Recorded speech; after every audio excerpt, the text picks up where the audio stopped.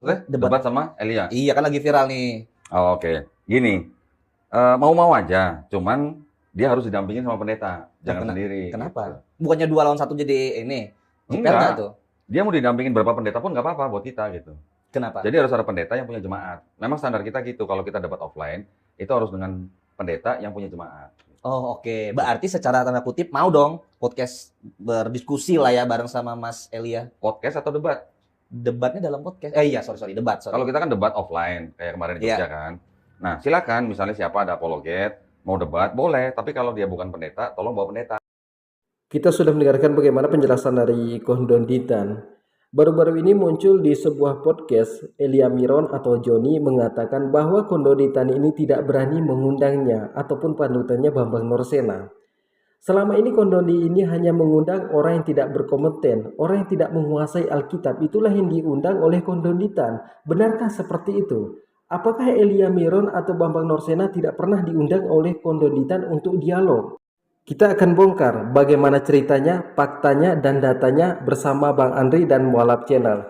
Jangan kemana-mana dulu, silahkan nonton sampai selesai agar kita tidak gagal paham. Selamat menyaksikan. Video yang kali ini kita akan bahas itu mengenai pernyataan si Elia Miron atau Joni ini. Joni? Iya, Joni. Elia tuh nama malam. Oh iya. Siang Joni. Paham kan? Nggak tahu. Nggak tahu ya. Jadi mereka, Yesus tuh bukan Tuhan, termasuk yang mungkin nanti yang mau Anda tanyakan Donditan. Mungkin itu. Elia begini berani. Ya nggak apa-apa. Ya kalau Donditan denger ya nggak apa-apa juga. Ya kan? Karena begini, dia kan sering tuh bahas orang di podcastnya dengan orang-orang yang tidak belajar. Jadi seakan-akan argumentasi itu udah benar, padahal sebenarnya nggak berguna sama sekali. Saya harus katakan begitu. Karena dia tidak mampu dan tidak mau mengundang narasumber yang kompeten. Misalnya jangan jauh-jauh panutan saya Pak Bambang Nursena. Kenapa nggak pernah diundang? Atau jangan-jangan saya. Baru mau nanya, Elia pernah diundang nggak? Pernah diundang nggak? Saya nggak pernah diundang. Oh nggak pernah? Nggak pernah. Tapi cuma ngeledek-ledek ya? Ya begitulah. Mainnya kan begitu. Itu kan dia. Ya. Ini salah satu bukti dia itu pembual. Dia ini pembual. Ya. Pertama yang dia katakan, katanya dia Donditan itu mengundang orang-orang yang tidak berkompeten. Lah, dia pada saat acaranya Dr. Richard Lee, yang podcast sebenarnya dia dengan Elia Miron dengan Donditan. Ya, nggak taunya dia ngutus si botak, pacarnya, si Edwin Metraton, diutuslah si Edwin. Donditan ngelihat ini siapa? Iya. Ya kan? Iya. Kok bukannya Elia? Katanya Elia nggak bisa hadir. Nah, sampai ada di podcastnya si Richard Lee ngomong kalau bisa datang kita saya bicara langsung dengan Elia. Betul. Tapi Edwin langsung menolak. Ya kan? Nah ini pembohongan, benar-benar pembohongan publik si Elia Miron ini. Terlihat ilmunya, bro. Iya, enggak, seolah-olah dia tuh yang kenapa saya nggak pernah diundang? Kenapa saya nggak pernah ini? Padahal Kodonde itu selalu bilang ya, waktu saya masih di sana nih Bang. Kodonde itu selalu bikin atau bantah video dari mulai pertama ngaji cerdas yang viral. Ya. Nah, Kodonde salah satu jalannya adalah ketika menanggapi Elia Miron di ngaji cerdas. Betul. Viral tuh tentang Elia. Alhamdulillah dari kesaksian dari pembicaraan si Elia ini banyak orang yang masuk Islam. Salah satu contohnya itu. Terus reaksi yang kedua, diundanglah, ayo Elia, kapan diskusi sama saya? Tapi kalau misalnya kamu nggak mampu, silahkan cari pendeta untuk mendampingimu. Kodonde selalu mengatakan hal seperti itu. Bambang Nursena berapa kali sampai kabur Bambang Nursena. Gara-gara ini fakta. Gue tahu ya. Fakta yang harus dikasih tahu ya teman-teman ya. Mungkin teman-teman gak asing lah dengan nama Bambang Nursena ya, salah satu tokoh Kristen yang ada di Indonesia. Ternyata Bambang Nursena ini dicari atau DPO Bang. Iya. Gara-gara ada salah satu pendeta yang tertangkap di Malang. Kita akan sebutin namanya. Inisialnya aja Gracia Pelo. Teman-teman, kasus saya ini gara-gara saya mereaksi caci maki umat muslim. Di dalam GP 248 kita bisa saksikan Hasan Badrun mencaci maki Yesus itu anak najis, manusia kotor, unclean human, keturunan anak haram. Akhirnya saya bereaksi menjawab. Karena di saat saya menjelaskan di Facebook, dia tetap mencaci maki berulang-ulang.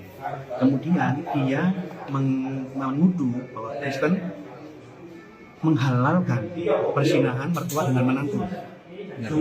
Menghalalkan mertua dengan menantu. Setelah saya jelaskan di Facebook, tetap berulang-ulang mereka mencaci maki. Akhirnya saya buat postingan di GP 248. Nah, postingan ini dipermasalahkan oleh pihak polemikus Muslim sehingga saya dipenjara. Jadi ini aneh.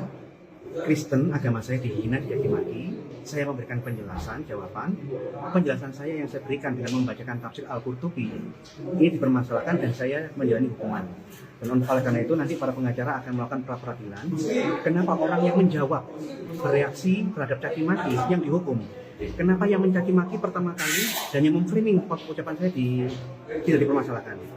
Tolong doakan saya, tolong doakan kami semua supaya Tuhan menyertai dan memberkati semua. Itu bukan inisial. Oh, kalau inisial mah GA, GP. GP. Ya kan? Lu sebutin semuanya. Oh, Gracia Pelo. Iya. Gracia Pelo ditangkap sama polisi gara-gara menista agama Islam dan menghina Nabi Muhammad SAW. Ditangkap nih. Si GP ini ngomong, Gracia Pelo nih, bahwa gedung saya, gedung pakai bahasa Sunda. Apa ya? Gegedug teh. Blekok. Bukan, gegedug itu kepala. Oh ya. Pundak, lutut kaki. Itu kelapa. Kau diam. Diam. Marah semua. Gegedugnya ini atau Pimpinannya lah. pimpinannya adalah Bambang Nursena. Kabur Bambang Nursena. Tahu nggak kabur kemana? Kemana? Zimbabwe. Betul. Sebelahnya Afghanistan. Australia. Kabur. Kita sudah mendengarkan bagaimana penjelasan Bang Andri bersama Bang Mualaf Channel. Yang perlu kita garis bawahi di sini adalah tentang Bambang Nursenanya. Bapak Bambang Nursena ini bagi saya pribadi itu adalah pendeta pengecut. Dia berani bersuara tapi tidak berani bertanggung jawab. Dia ini pernah membahas tentang pondok pesantren Al Zaitun. Lalu saya tanggapi, akhirnya channel saya yang lama dilaporkan. Kenapa? Karena takut terbongkar rahasianya. Itu bukti chat WhatsApp-nya masih ada sama saya sampai sekarang ini. Itulah pengecutnya Bapak Pendeta Bambang Nursena ini. Kemudian kalau Elia Miron bersama Kondonditan, itu jangan hanya bawa Bambang Nursena aja, tapi bawa pendeta beberapa orang di belakang Elia Miron ini. Karena jangankan Bambang Nursena atau Elia Miron, pendeta-pendeta senior yang dialog dengan Kondonditan ini kan tidak pernah menang. Karena kita itu cerita, fakta dan datanya itu perlu. Tapi kalau mereka itu hanya cerita, tapi tidak memiliki fakta dan tidak memiliki data. Nah, jadi untuk Elia Miron, saya hanya menanggapi apa yang dia sampaikan. Saya ambil video ini dari channelnya Bang Andri atau yang satu lagi saya nggak tahu namanya sih Bang siapa yang saya sebut aja Bang Mualaf Channel. Saya ambil dari situ videonya. Di situ lengkap penjelasannya. Di situ nama channelnya itu Mualaf Channel ya.